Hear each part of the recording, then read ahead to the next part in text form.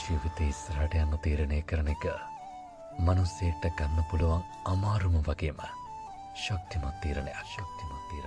බලාපොරොත්තු නැතුව ජීවිතේ ගලාගෙන යන එක ලස්සනයි. පුළුවන් තරම් ශක්තිමත් වෙන්න. ඔව්, ඔයාට පුළුවන්. සමහර හිස්තැන් ඔයේ තිබුණාවේ. ඒව සම්පූර්ණ නොවී තියෙන තරමටම ජීවිතේ හරි ලස්සනයි.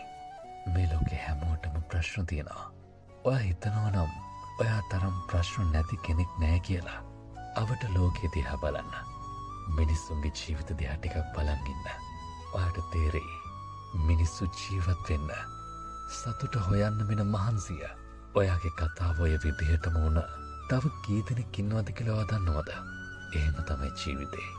අපි දරාගමු. ඔයාගේ ජීවිතය අයිතිය වෙන අයට පවරන්න එපා. බාහිර දේවල් නිසා දුක් වෙන්නත් එපා. ජීවිතේ හැමදාම අපි දුක් වෙන හේතු කොට මැද්දේ සතුට වෙන්න එක හේතුවක් හොයාගමු.